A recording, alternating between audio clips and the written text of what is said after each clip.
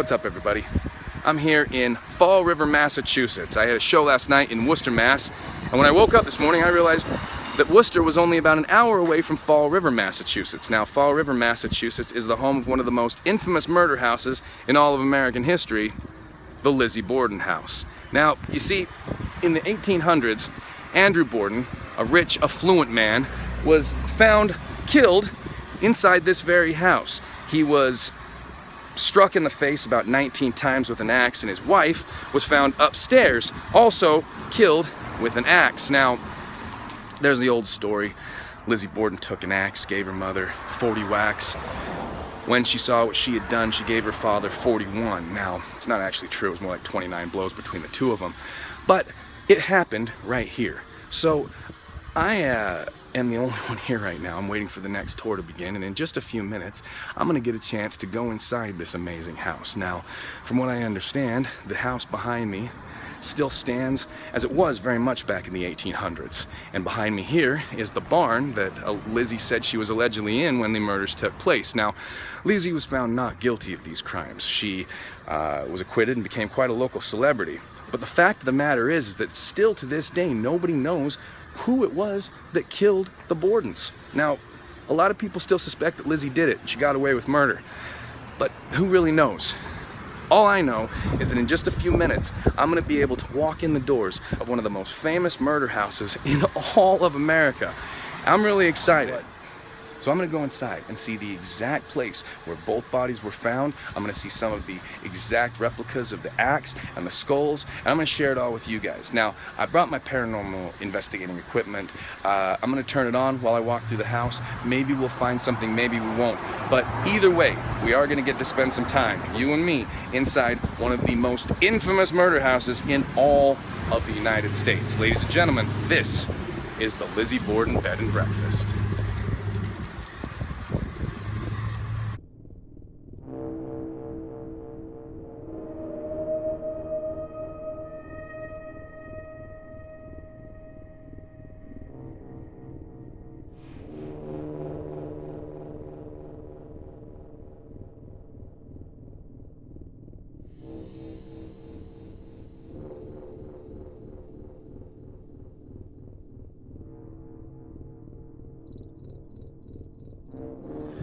All right, my tour's officially starting. I'm gonna be the only one on it, so I'm heading inside. Ladies and gentlemen, we're going inside the Lizzie Borden house right now.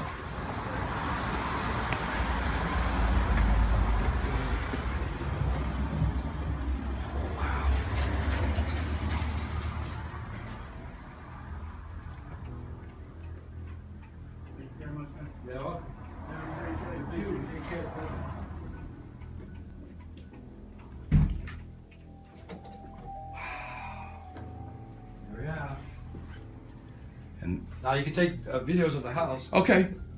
This item here. Now Leanne, one of the owners, she's always trying to get period pieces to blend in with the time, right? Mm-hmm. She came home one time with a package deal she bought at the auction here in Fall River. Every Thursday night they have an auction at the Elks Club, but they're not then. You get maids and stuff so you can buy. Yeah. This was made in the 1800s. This was what they called. I guess the other part of the deal that she bought with this here was what they call mourning jewelry. When you're mourning your loved one, Yeah. you'd make jewelry out of your deceased loved one's hair. Oh, really? This is made of human hair. Really? Yeah. The only thing is we don't know whose hair that is. That's the problem. Made of human hair, yeah. Wow. And this room here is what they used to entertain their guests. Historically, this is the room where Lizzie found out she was a suspect. Where the police first came in and, Yeah. and approached her. The Mayor John Coughlin, and Marshal Rufus Hilliard. And it was the marshal who brought the mayor with him, and it was actually the mayor that told her that she was a suspect. And the following week they had the inquest, which was held at the Central Police Station here in Fall River. And Judge Blaisdell, he was presiding, and he pretty much thought she was guilty, so they arrested her on August the 11th, and they sent her to the Taunton jail. Now the Taunton jailhouse, that was about, maybe 12 miles north of here. And they sent her there because it was the only facility basically in the area that housed women. Wow. 1892, you remember the time period we're talking about? It was the Victorian era, so things were a lot different back then. In fact, I mean, people, it was actually said, right, that she couldn't have committed the crime because it was like led to believe because women couldn't do these things. Well, the jury had difficulty with that, but then you have to also remember There's a picture of the jury in front of both the mayor and the marshal. You notice they're all men. This is the jury here. Right. Now, women didn't serve on juries. Let me shut the, you know what? If I shut the light, maybe you have better access to see without any glare. Is that better? Yeah, it's... Now, because the jury, all men, and you also have to remember the mindset of a man back then. Right. I mean, to them, it was inconceivable that a woman could do this. Right. They didn't think she had enough strength to injure Andrew the way he was injured. He had his eye was split right in half. And they just couldn't see a woman having that much strength to do that. That much... and animosity, too, right? Because, you know, they probably never met a woman scorned, so... Just give me chills, actually. I just got chills talking about that. That's weird. Yeah. Yeah. And is this the couch? That is.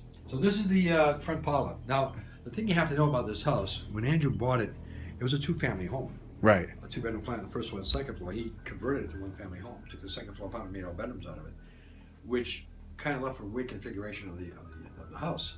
You see it better when you go upstairs, and it actually caused a privacy issue with their father too. So when we get up to Lizzie's room, I'll show you what they did. But when he bought the house in 1872, gas lighting was available. He chose not to install it, instead to use kerosene lamps. And there were stories that he'd had the family sit in the dock in there just to consider on kerosene. He had a reputation of being a very... Yeah, he was a miserly man, right? And then, in fact, it was the only house on the street that didn't have bathrooms, and he decided not to put any in. The only house on the street with no bathrooms. Let alone, but aside from being a very rich man, he lived that way. Yeah, he wasn't always rich, though. His father, Abraham, had squandered that branch of the Borden family's wealth, so Andrew actually started with poverty. He was a self-made man, though. He got into business, and he just took off. But I think he was, like, focusing on just winning back that branch of the Borden family's wealth. Right. And that he was oblivious to the needs of his family, unfortunately. He just concentrated on making the money. So that was his downfall, I believe. This room over here is a dining room. And this is where they had that infamous breakfast in the morning of August the 4th. Johnny cakes, cookies, fruit, and coffee, and 3 or 4 day old mutton broth. Oh. You know, it's not that Andrew didn't buy the best, he did. The problem was Andrew himself, you know, his motto was waste not, want not, whatever he made you eat until it was gone. Unfortunately, they're probably all getting sick from all the bad food they were eating. And it was probably maddening to her and her sister that their father, who had the ability to live a different life, chose not to. It's amazing. Well, it's affected them directly because they're not meeting any men. Right. This is not the best part of town they're living in here. And they were in their 30s, both of them? Well, Emma was 41, she was 32. Oh my gosh. And all the wealthy people lived up in an area we call the Highlands. It's an elevated part of the city. And it's about 5 minutes up the road from here, actually. We have directions on how to get to Maplecroft, where they moved to afterwards, and also the cemetery where they're all buried, and when you want to check that out. Oh, I might on the way back to... Yeah, I get directions on the gift shop for that. But this room here is where they had an infamous breakfast. It's also the room where they had the one of the autopsies was performed. Abby's autopsy was performed right in this room. Andrew's autopsy in the next room we're going to go into, same room he was murdered in. Now, some books that you read and some movies that you watch, they give you the impression that the autopsies were performed right on the dining room table. Right. And they weren't. They were performed on coroner boards like this one here. This is an actual coroner board. It dates back to the late 1800s. Oh, really? Yep. And to illustrate this, here's Andrew's autopsy photo. You notice underneath his body, the coroner board that I'm talking about, right? This is the right side of the couch he was actually murdered on. Oh my gosh. His face is unrecognizable. We have to even turn and see what his face was. And of course, his stomach's opened up too, because there was some talk of poison at the time too. Abby thought the family was being poisoned because they were all sick all that week. Now, it was true that was it the day before Lizzie had gone to the pharmacist and tried to buy poison? Right, from this gentleman here. From this... This is Eli Bentz. Bentz, yes. Eli Bentz. Well, the talk was around town too that, you know, that maybe the family was being poisoned. Well, the police look at the situation now. They don't know what they're dealing with. They don't know if she's already poisoning these people. She's something stronger. Of course, they were anxious to get back to the results of the autopsies, and the autopsies were done right here in the house. When they removed the stomachs from both victims and they sent them up to Harvard Medical School, when the results came back, they didn't find any poison in either body. And because of that fact, the 3 judges that presided over the trial, they all agreed they didn't want to hear any mention of the word poison at the trial, because it's unrelated to the manner in which they were murdered. Even though it might have been motive. Well, and played in, the right? The prosecution's trying to gosh. show intent, and the jury never heard that evidence. They never heard any of it. Now, are these replicas of the skulls? Right. Andrew Yeah. and Abby. Now, these are pictures of the skulls that they appeared in court that day, too. The one on the right is Abby's skull. The one on the left is Andrew's skull. There's some great artifacts in here too as well, different articles from back in the day. It's amazing that to put all this together. Now Abby's autopsy photo, most of her injuries occurred in the back of her head, so they shaved the back of her head. Oh my gosh.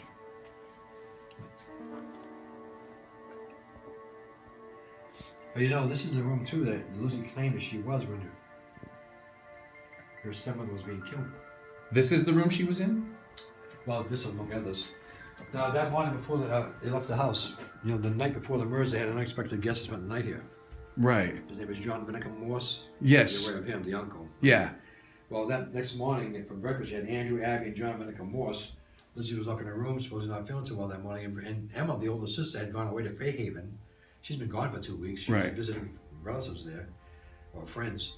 And she didn't return to the house until the night of the murders after she was telegraphed about the incident. So as far as the police were concerned, Emma, the older sister, she was not even considered a suspect. But Andrew, Abby, John Vinicum Morse. After breakfast, Abby tells Bridget Sullivan, the maid, that she wants the windows on the first floor. Yeah. It's outside and in. So Bridget was actually outside, washing the windows outside, and she was actually talking to the maid next door, carrying on a conversation while Abby was being murdered. So she get a pretty good alibi.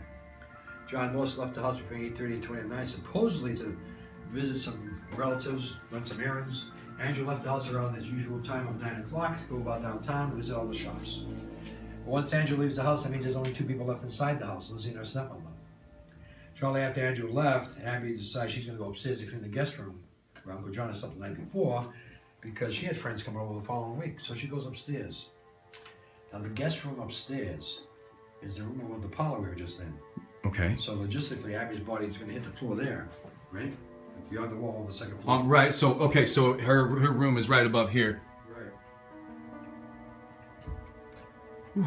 I keep just walking through pockets of like cold chills. Yeah. Lizzie claims she was here at the dining room ironing her handkerchiefs. If she wasn't here, she said she would have been in the kitchen, heating the flat on the stove, reading a magazine, waiting for it to get hot. But she even mentioned she may have gone downstairs to use the washroom in the basement for a couple minutes or so. But in all that time, she said she never heard anything unusual. She didn't hear Mrs. Borden's body hit the floor upstairs. She didn't hear Mrs. Borden being hacked away by some maniac. Yeah, and I mean this isn't a house that seems like it's super quiet. I mean, I'm not even stomping, and you could hear me walking around. That was just my foot. Yeah. I mean, you can imagine. I mean, Dave dropped 200-pound weights upstairs, and you can hear it throughout the house. So, her saying that she didn't hear anything kind of bothered the police, the authorities. You know, they didn't think it was possible. And that's why she was a suspect. But her defense team brought up several different scenarios of what might have happened here. And some of the evidence they had was pretty compelling too. They had several people in the neighborhood saw a strange man looking into the Borden property that morning. In fact, the man up the street here on delivery stables, he said he saw a horse and carriage parked right in front of the house for the 2 hours the murders happened. So what's up with that? Well, there was the rumor that, well, I mean, obviously Andrew had, from what I understand anyway, created quite a few enemies. There were people that he doesn't. He's a tough businessman. Yeah, I mean, you got to be if you're making that kind of money. The guy started his career as a carpenter. Do you really? Yeah, he got into the furniture business, and that was going real well for him. He even advertised themselves as undertakers. He would make coffins and chairs. He'd supply coffins and chairs for funerals, and they even advertised themselves as undertakers. But he didn't do any embalming. Let somebody else handle that part of the business. Have you ever seen the movie The Legend of Lizzie Borden? The one from the 70s? Yeah. Or early 80s? Yeah, I haven't. You catch it on YouTube. Okay. Go on YouTube, type in The Legend of Lizzie Borden, the movie will come up, you can watch it for free. But there are a couple of scenes there where they show Andrew embalming in the basement of the house. That never really happened. Oh, really? They're just Hollywood dramatics. We're thankful for that. We got no problems in the house. Really, seriously. But he started getting into real estate, investing in real estate. He became landlord of dozens of families here in the city. And a lot of his tenants didn't like him either. Right. Then he got into banking, became the president of the Union Savings Bank. He invested in the mills here in Forever. In Forever, 1890s, Forever was a boom town here. We had about 57 mills in the city, so he became part owner of some of the mills. But he amassed a fortune over that time. Now, he started from scratch. His father Abraham had squandered that branch of the Borden family's wealth. The only thing Andrew inherited was this house here on Ferry Street, the house they lived in before they moved here. So, at the time of his death, he's valued to be worth anywhere between $350,000 and $500,000. Well, $350,000 back then is over $60 million today. Wow. So he had the money. Wow. This was 1892. He had. Yep. Oh my gosh. He just had no bathrooms in the house. I can only imagine. I mean, when you hear that, I can only imagine how frustrating that would be to the family to know that this guy had the equivalent of $60 million and didn't. And they're living below standards. That's a strange thing about it, you know. They're living below the standards of ordinary people. And this is the. That morning before they left the house, Andrew and John Worcester both agreed they're going to come back here for the noon meal. So they were both expected here at noontime. And normally as travels, Andrew's usually back here by 11:45. But this day, he shows up earlier than normal. Maybe he's not feeling well, whatever. He's here at between 10:30 and 20 of 11. That's a good hour and 10 minutes earlier than his normal time. And my opinion is, I don't think Andrew was supposed to be killed at all that day. He was not part of the equation. He came He home. comes home too soon. That sealed his fate. Who knows? We don't know, of course. But according to Bridget Sullivan, she's washing the interior windows now. She's done washing the outside of the house windows. And she hears someone banging on the front door, so she lets Andrew in. He comes in, goes into the dining room. Now, Bridget went back to finishing the window. Lizzie followed her father into the dining room. And Bridget overheard the conversation between Lizzie and her father. She asks her father, "Do you have any mail for me?" He says, "No, none for you." He says, "Where's Abby?" And she says, "Well, I believe she received a note, something about someone in town being sick. She may have gone out." They never found a note on Mrs. Borden or anywhere in the house. Huh. And they even put a reward in the newspaper. Nothing ever came of it. So, is she telling the truth? We never know. Yeah.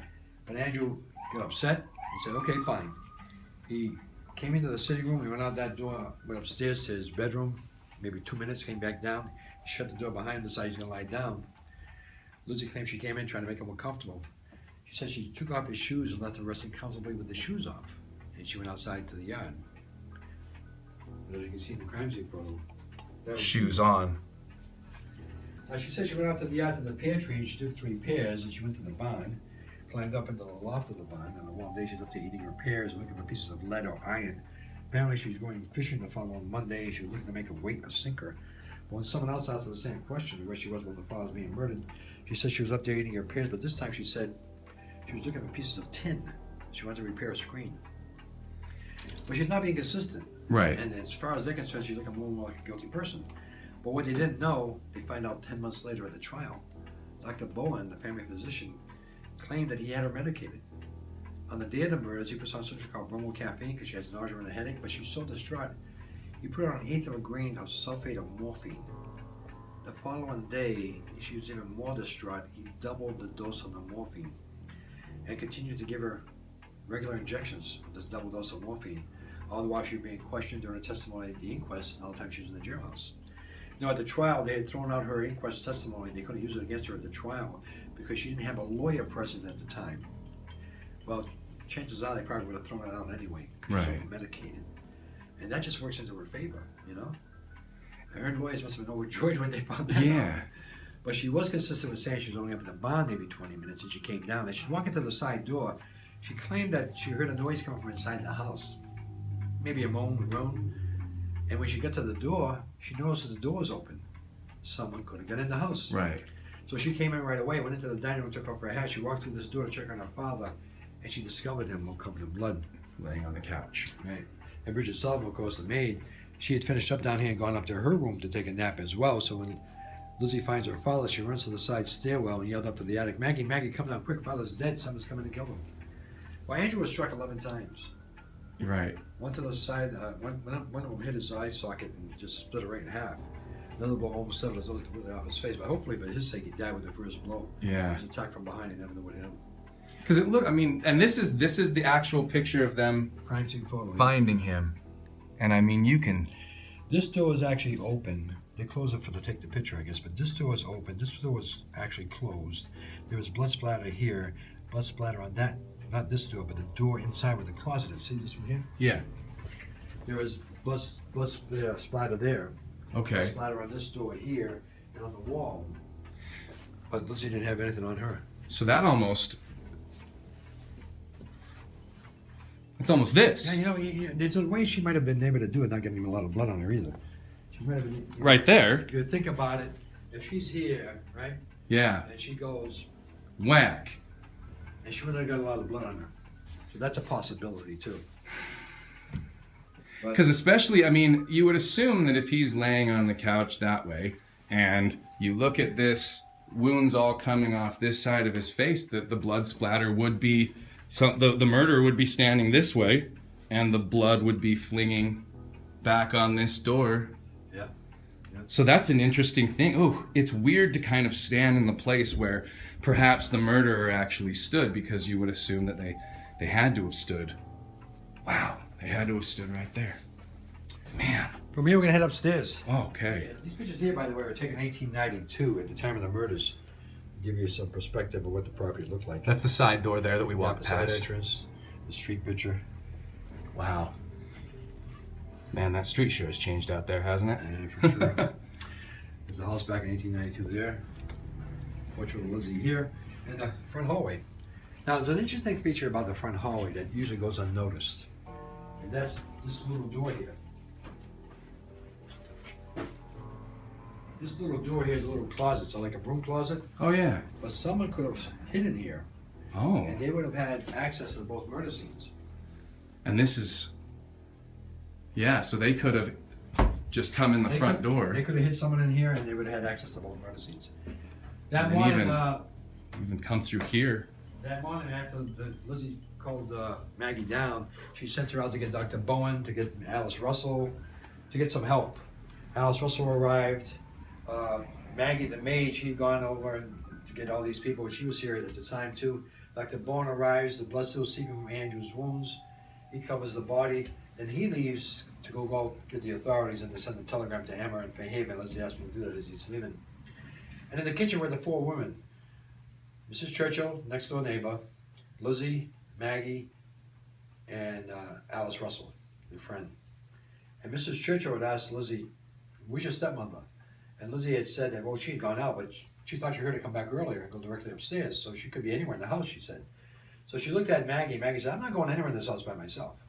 So Mrs. Churchill says, "It's okay, I'll go with you." So Mrs. Churchill and Maggie, they proceeded from the kitchen into the sitting room. Mrs. Borden's body was covered. They come into the hallway here, and they went up these stairs to see if Mrs. Borden was anywhere in the house. When they actually got to the 7th stair, they were eye level with the landing. They glanced to the left, and the door to the guest room was wide open. You can see right into the guest room. You can see right underneath the bed. You saw Mrs. Borden's body lying on the other side of the bed, between the bed and the bureau, all bloodied, and her head sitting in a pool of blood. Right here. Yeah. So you come right underneath here. there, you can see right underneath the bed. Let me turn the light on, you can get a better perspective. So as they reach this step, you can see right in, and you can see under the bed to where the body Saw was. her body lying on the other side of the bed. So this was the murder room where Abby was murdered. This room here was the guest room. Okay.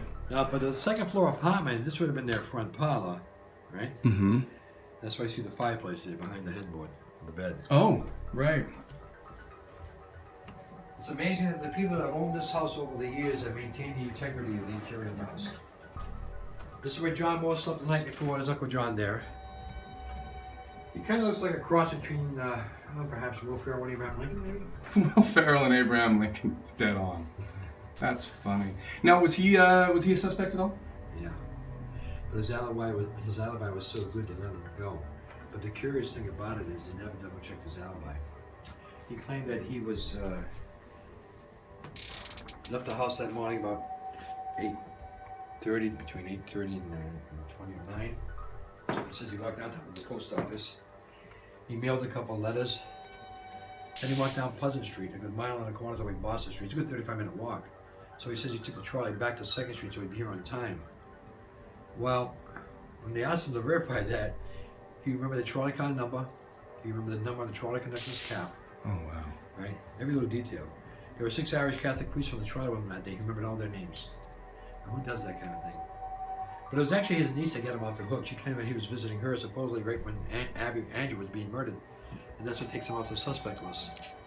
But they never double-checked his alibi. Had they done so, they realized there was a flaw in it. She claimed that he left her house at 11:20 that morning. And that she knew that for a fact because not more than 5 minutes later, Dr. Bowen had arrived at her house to see a sick relative. Well, had the police double verified her alibi, they would have realized that was impossible. Because Dr. Bowen at 11:25 was not on the way Boston Street. He was here at this house already. This whole timeline of his has to be off by about an hour. He probably left her house at 10:20. Dr. Borden arrived at her house at 10:25 to see that sick relative. Spent about 40 minutes at the house. Came back home, then was summoned here right away. Right. So that hour difference in the timeline of his alibi would have made a big difference. Would have afforded him enough time to do the murder. murders. Would he have had enough time to get cleaned up if he was going into as being as public as that was? It's hard to say, huh? The difficulty about that is whoever did this had, how much time did they have to clean up and get away? There's an old house. He's kind of settled a little bit. Well, and I mean, there's no chance that you could have been in this house and not heard a scuffle. You would think. I mean, there's just no way. Now the police theory is, when Mrs. Borden comes into this room, now she'd come up here and cleaned it. Right. She stripped the bed. She had made the bed. The bed was already made. You know, most reenactments that you see of this crime, they always show her being attacked as she's making the bed. Yeah. The bed was already made. She was just ready to leave here, and she realized she forgot 2 pillow slips. So she retrieved 2 pillow slips, had a couple of words with Lizzie, and came back into the room. And that's according to Lizzie's testimony. The inquisitor is accurate. But the police theory is, when Mrs. Borden came into this room, there's either someone here already, or someone comes in shortly afterwards. But in either case, she wasn't afraid of this person. She knew this person. The reason why they say that, when the investigators got here, the bed was perfectly made. She made no attempt to try to escape over the bed. There are no signs of a struggle. In fact, she has no defense wounds on her. She never tried to protect herself from this attack. Now, the common sense theory to that would be, if she doesn't have any defense wounds, then she was either attacked from behind, or she was caught off guard. Right. And that's what the police believe. She was caught off guard. The only other wound she had, other than the back of the head, was right here. This is what they believe was the first blow. This is what they believe is what took her down. She's having a conversation with this person that she knows, and for all we know, probably even trusted. Right. At some point during that conversation, suddenly, without warning, she gets hit with that first blow. And it probably happens so fast, she doesn't have time to react or scream. I don't think there are any screams that morning. First blow hits her on the side of the head, and it slices right into her. She spins, falls to her knees. She either pushed forward or fell forward. Ended up in this position here. So to me, if I'm facing that way, facing away, and the first wound is on the left side, it almost seems like a person right here. This is the first wound here. So it seems like a person would have had to come behind her with an axe, getting the right hand, right? Boy, yeah, but if you're right-handed, you get the hatchet hiding behind you or underneath your pleats of your skirt or whatever. Right. Or if you're a man, behind you. And suddenly, you take that right hand. No, you're not going that way. You're going this way. You're just taking it and hitting it this way. She hits here. She gets hit here. Right. So across her body. So if she's faced that way, then that part of the wound. Not facing that way. She's facing. See, she's facing. So this is misleading. She fell face away. Right. So you're saying that she turned from this eye to position. eye. They're eye to They're eye. having a conversation. Somebody all of a sudden, suddenly, without warning, whack. And she falls. Falls. Either push forward or fall forward. Oh, so okay. So in all of my, and I guess you're right, because in all of the things that I've ever heard, they always show Abby facing away and somebody come up behind her like this. But if that first wound, that makes so much sense. Somebody hits her. Exactly. She spins. Falls. Push forward. And then the assailant straddled her body and continued to assault at the back of her head. So this she received 19 blows altogether. Was there spatter in this area too? Did they? Oh yeah. You're not going to show anything on black and white. Right. But there was splatter here, splatter behind, and on the bed. They didn't find a lot on the bed, but they did find her hairpiece on the bed too. Because that first blow that hit her probably jostled the hairpiece off her head and onto the bed. Well, according to this evidence here, with all the evidence, all the autopsies and the evidence they had from this, they determined that she was killed between 9 a.m. and 9:30 in the morning, and that's vitally important. Even if we say all right, for argument's sake, let's say 9:30. Okay. Even at 9:30, right? That's still an hour and a half before Andrew was killed. There's a big time gap in between these murders. And it doesn't make any sense that some stranger's going to come in here, brutally kill someone, and hang around here for an hour and a half. And there's no guarantee Andrew's going to be home at that time either. Yeah. That's supposed to be here at noon time, so none of that makes any sense. The only thing that makes any sense, this is someone she knew. It's either a family member or someone she knew. It is pure rage. It's out of control rage going on. Here's the dress of Elizabeth Montgomery won the movie. The Legend of Lizzie Oh, Borden. really? Yeah. Oh, wow. So there's that in the final scenes of the movie when Lizzie goes to the courtroom to get the verdict. Yeah. So you get on YouTube, check it out. I will. I'm going to go watch that movie. I'll watch it in the airport. I've got time. Yeah, there you go. Now, what's important for us to have this in the house for two reasons: the movie itself, but also because of the connection between Elizabeth Montgomery and Lizzie Borden. Several months after she made this movie, she found out that she was actually related to Lizzie Borden. Really? Lizzie Borden's sixth cousin, twice removed on the Montgomery side of the family. It's funny how she does look like her. Certainly a distant relative, but imagine finding that out. That's a weird I thing. bet you she felt bewitched. Probably. I mean, how do you... That's the show she was on, Bewitched. That's a little bit... You know what? I did not even recognize Elizabeth Montgomery until you... I'm Bewitched. Oh my gosh, that is her. That's her. Oh, wow. This room here, by the way, this is a bathroom today. Back then, that would have been Lizzie and Emma's dressing room, but they kept all their dresses and changed up. Oh, really? Yeah. We converted to a bathroom. Now, when people rent this, they can actually sleep in this exact room? You can rent that exact Every room in room? the house. Yeah. Any bedroom in the house. Because it's a little bit strange. Like this room here, this would have been to the second floor apartment. This would have been the dining room. That's why I had the built-in hutch there, right? And the adjoining room here would have been one of the original bedrooms off of the dining room. So when we sell this when we rent this out at night, it's one suite. Because it wouldn't be practical to rent that room out to somebody else and have them go through your room, you know. So then they share that front bathroom with the people that John and Most room. But this was Lizzie's room, and that was Emma's room. This was Lizzie's room. Yeah. This is the first Mrs. Borden. This is Sarah Anthony Most Borden here. This is Lizzie's mom? Yep. And that's baby Emma in that photo. She looks like Lizzie. This is Andrew about the age of 35. On the desk over there is another picture of Sarah. That picture there is probably close to the time of her marriage to Andrew. Andrew and Sarah were married on Christmas night, 1845. He was 23, she was 22. That's Lizzie there about the age of 24, I believe.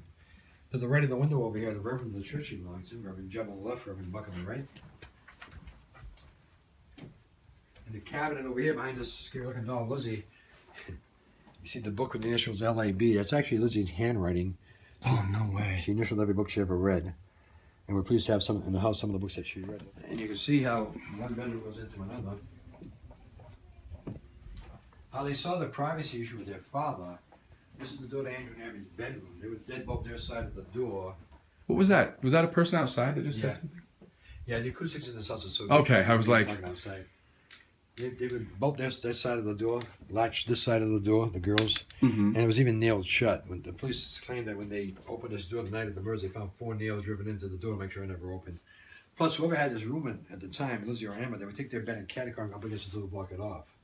Similar to blocking off that door with a desk, so nobody can buy it from the guest room. Now, I'm told, too, on the other side of the door, they had something up against the door to block it off as well. Either a desk, bureau, or a chair. But Andrew went up to his room that morning, and when he did so, he would never have been able to see his wife's body lying on the second floor. Right. Because he couldn't have any access to the side of the second floor. The only way to get to these bedrooms back then was by the front stairs, and the only way to get to the master bedroom and the attic was by the back stairs. By the back stairs. So that makes sense why he could have come upstairs and not seen the body. Okay. Right, exactly. This is the master bedroom. This would have been the kitchen. You look behind the headboard. The plate's still there with the stove hooked up to the chimney. He turns it into the master bedroom. This would have been the... Now that room there would have been the pantry of the kitchen. He turns it into his dressing room. That side room over there, which would have been the original bedroom to the second floor apartment, he turns that room into his office and Mrs. Borden's dressing room. The only furniture that was in there back then was a desk, a safe, 2 bureaus, and a chair for Mrs. Borden to change her shoes.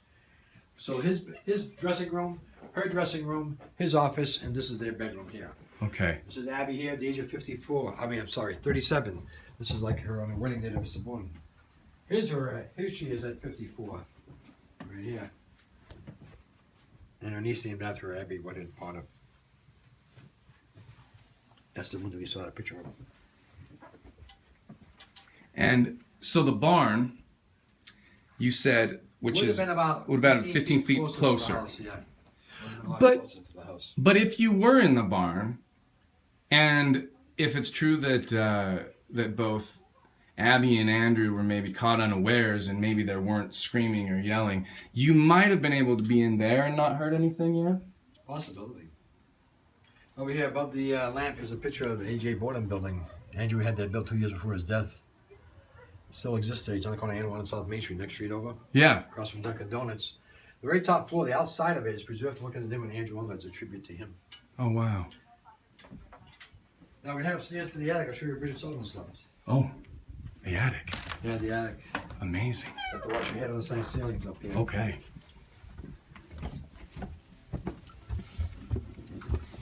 Bridget Sullivan had her room up here. This is her room. There are only two rooms that were finished up back then, this room and this room here. This is a bathroom today, but back then, this would have been Lizzie and Emma's dressing room back in the day. Oh, okay. I'm sorry, not dressing room. What am I talking about? This would have been a spare guest room where John Morse would have stayed. Okay. I get my toe confused. That's okay. Here's Bridget Sullivan's room. Wow. This is her at the age of 26 years old. This is Bridget. Yeah. She worked for the family for 2 years and 9 months leading up to the murder. She earned $4 a week room and board. Wow. Now, these are pictures of her in her older age. The trial ended in 1893. We lost track of her for about 5 years. I'm not sure where she went, who she stayed with. A lot of rumors she may have gone back to Ireland, but she turned up in Anaconda, Montana in 1898. And she lived out her life there with her husband, who she met and married in 1905. She was 39 years old when she married him in 1905, so they never had any children together, but they lived out their life in Anaconda, Montana. It was actually her grandniece that came visit the house a few years ago that brought us these pictures here. Really? Yeah, Uncle, see said Uncle on the picture? That's John Bridget Sullivan there, and that's her at about the age of 80 years old. She died in 1948 at the age of 82 years old. She outlived Liz and Emma by 21 years. And she never spoke a word about the murders to any of her friends or relatives. Wow. The rest of the attic here was just storage area back then. We've had these rooms for the bed and breakfast. This room was straight ahead here. We named it after Hosea Knowlton, the district attorney. And to the left there, we named that one after Andrew Jennings, who was the defense attorney. It feels weird up here. Yeah, this used to be the attic, so it was just storage area back in the day. Closet there. This room here we call the children's room and the attorney room. We believe we have children's spirits up here. That's my toy box. Do you mind if I turn on a little device that'll talk if we walk Sure, around? go ahead. We have a lot of spirits up here. We don't know how many are up here. All right, we're just going to turn this on and let it talk if it wants to.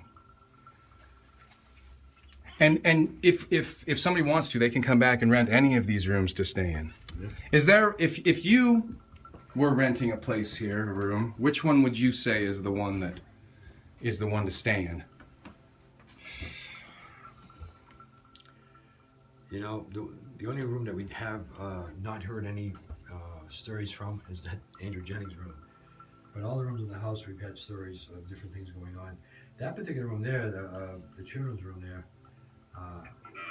have you seen the Ghost Adventure Yes. investigation? Mm-hmm. That drawer opened up in that room there. Oh, that is the Yeah, that's the drawer. And it's happened twice to the fire inspector. D, the letter D drawer. Yeah, I don't know. So yeah, that's okay. I remember that. They were shooting down here, and that was the drawer that they had heard. Right. Okay.